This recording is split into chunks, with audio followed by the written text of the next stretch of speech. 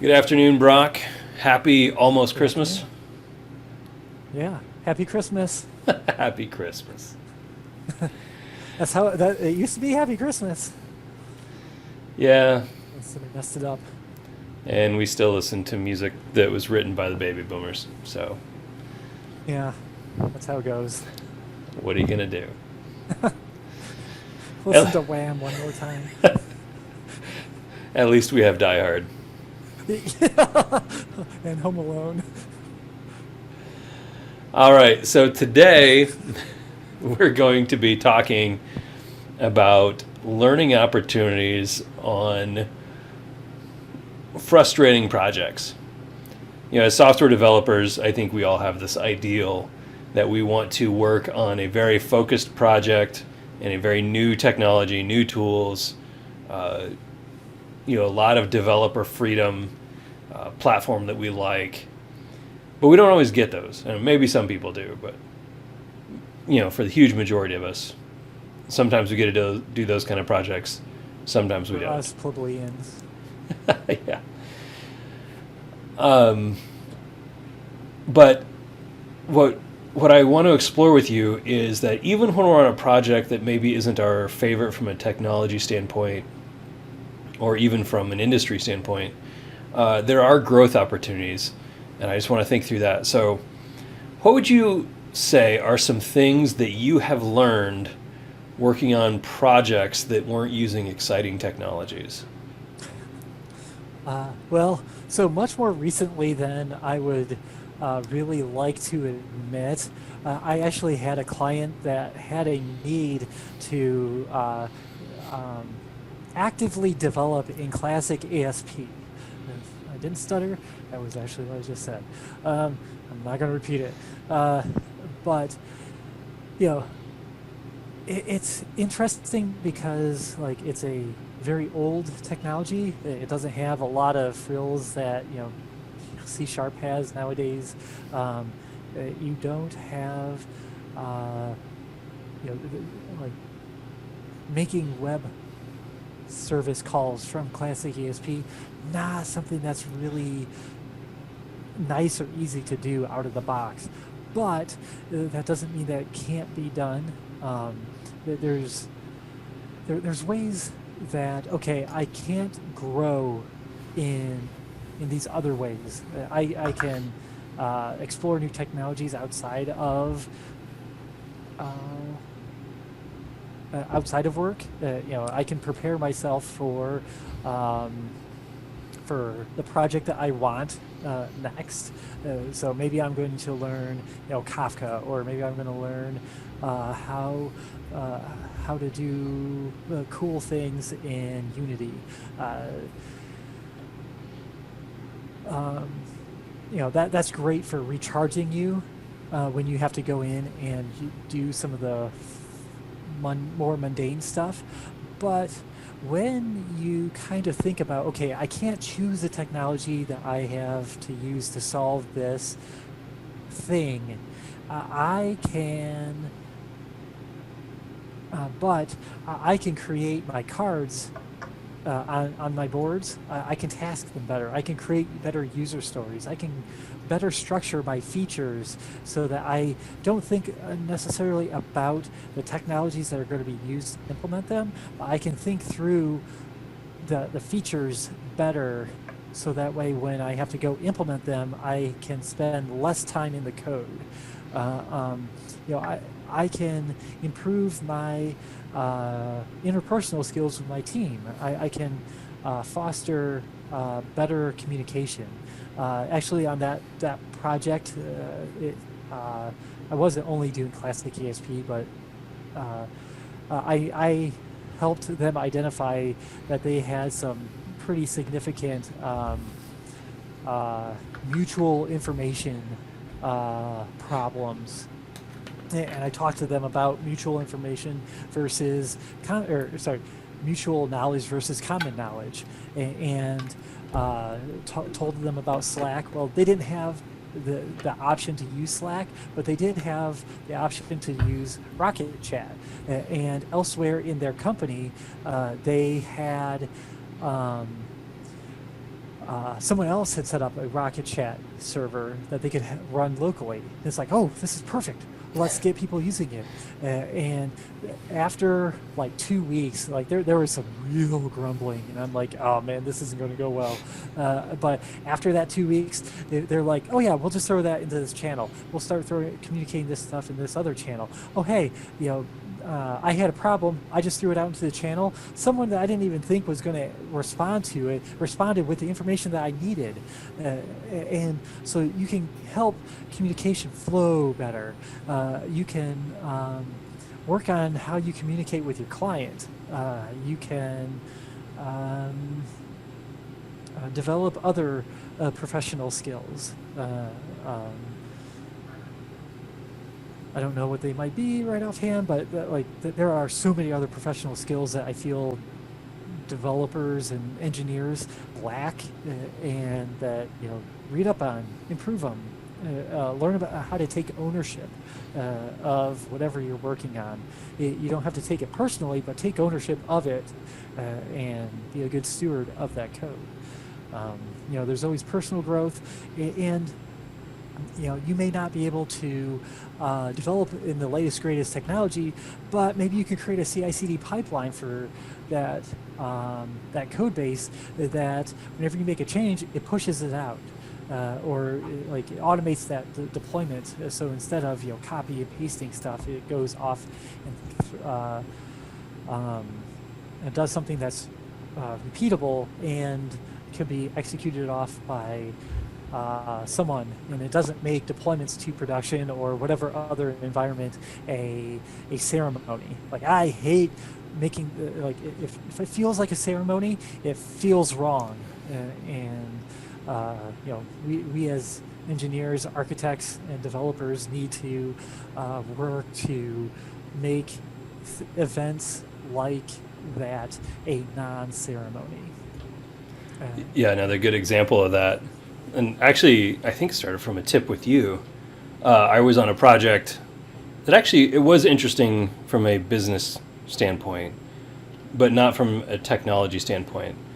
But we had some issues around regression testing. And that was the first time I ever thought of doing automated end-to-end testing. I think you were the one that actually originally suggested Canopy, and I kind of fell in love with it. Yep. But yeah, I remember that conversation. That was a long time ago. It was. That was a good conversation.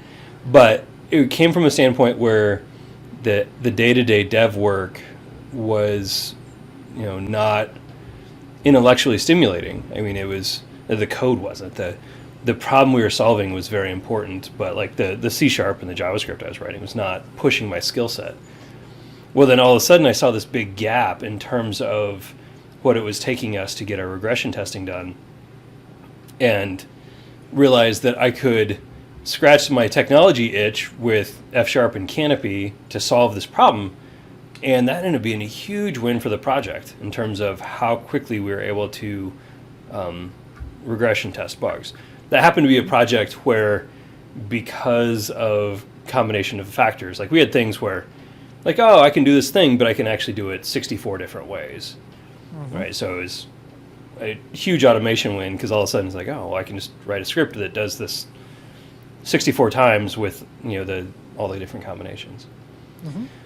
I will also say, and this goes back further in my career, I was on a project again that was, if I told you what technologies we were using, you wouldn't be like thrilled about it, and they weren't bad. But that was when I took the time to learn Vim, because I was already pretty proficient at the code I was writing. I was like, oh, well, I'll just jump in here and get better at the editor. The thing that's harder to quantify is those soft skills, or whatever we're calling them these days, but communication skills. Because definitely I have learned a lot over the years on projects where the technology wasn't pushing me, but the business case was, or the business scenario, the people in the organization were more challenging. Like, okay, now I've got to figure out how to work with this user. I've got to figure out how to make this user satisfied. I've got to figure out how to make everybody successful? How do I balance those things? How do I set goals? How do I communicate valuably to everybody? And I would have a hard time quantifying how much I've learned on some of those projects. And it's honestly sometimes the worse the project, the better the lesson. Definitely. And so, potentially briefly, I call those professional skills. I don't like the term soft skills, because soft skills seem optional and not very important. And I feel like professional skills is much more accurate and kind of puts the onus back on you as to why they are important. Because you have to be professional, and we are consultants. We are people that that understand the technology, and we have to be able to deliver good results and help our customers set expectations, as well as when things potentially don't go right, your client needs to be able to kind of look at you and say, okay, the barn is on fire, or I feel like the barn is on fire, lead me out. And you need to be able to have the professionalism to be able to walk through that. Yeah. Walk through that barn like there was nothing else going on, and with determination and confidence. Yeah, I knew there was a better term. I mean, for most of the last decade, people have called them soft skills, and I knew that we were moving towards something better. I just, in the moment, couldn't remember professional skills. But I think you highlight one of the professional skills that is really valuable, and that's what happens when all of a sudden you're the senior developer. And maybe that's not even a title, but like, what happens once you're the person where the buck has to stop? Because that everybody looks to for, okay, I just thought I saw the barn ignite on fire. I don't know why I keep using barn, but that's apparently what I'm using right now. Well, for Amish like us, it makes total sense. Yeah. So, you don't even have to be recognized as a leader, but if people start looking to you, and they're like, well, if Brock isn't, running around with his head on, running around with his head cut off, is screaming all willy nilly, then you know what? It's probably okay. Brock isn't. If Brock's not freaking out, we're okay. Brock's going to lead us out, and. I have more than a couple project managers that they're like, I have no idea what you just said, but you weren't freaking out, so that means I'm feeling good about this project. So, but that very much is a thing, because when you first get out of college as a developer, you're put on a team and you have teammates around you that have more experience, maybe more experience with the specific technology, and a way to be effective is to go to those teammates for help when you get stuck. And that's a healthy thing to do. I'm not trying to downplay that.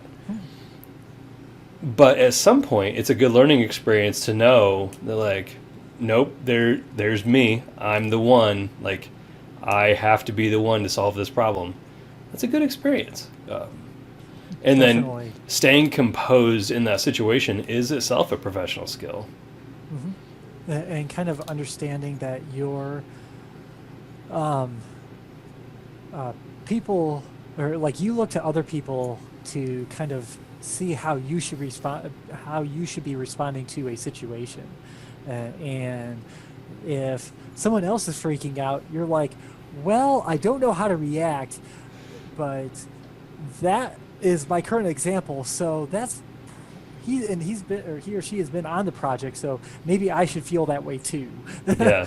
And that's not bad. Not a bad way to look at it, but you have to remember that you have agency, and that you can take ownership over something, and in the lack of understand or lack of leadership. People that leaves things open for you to move up and take the reins. I see myself as more of a reluctant leader. If someone else feels they can do a better job and be a better leader than I can, one, I want to learn how to be a better leader. So, sure, I want to see the better way to do things. And but if no one else steps up, I am going to come in. I'm going to take ownership of stuff. I'm going to take the reins. And I'm going to do what it takes um, to move this thing forward and get our feet under ourselves. So an interesting story from what to do when the barn's on fire type of thing. Mm-hmm. And this goes back to my high school sports days. I was a sophomore, and I think it was a track meet, and we had a track meet. It was like one of those weird things where it was like on a Saturday morning. Maybe it was a cross country meet because that would make more sense for Saturday morning. And we had a pretty tough loss. Like things had not gone well. And there was one guy on the team that he was very much the leader. Not like he didn't have any actual authority, but he was the best athlete, had the best attitude. He was the one that we all looked to. And I remember we were walking back to the bus and everyone's mad. This guy's name was Tim.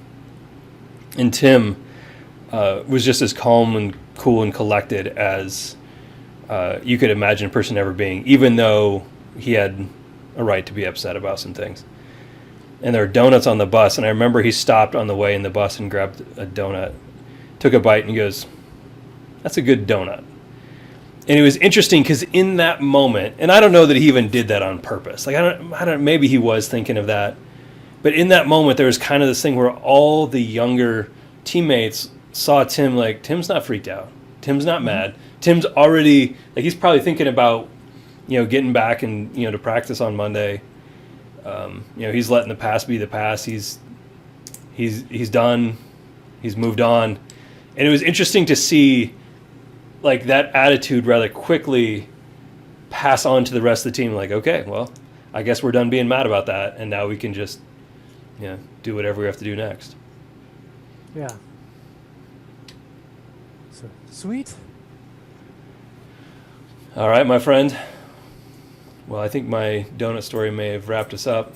Yeah, I think that was a Okay. good story. All right. Well, enjoy your holidays. Thanks. Take care. See ya.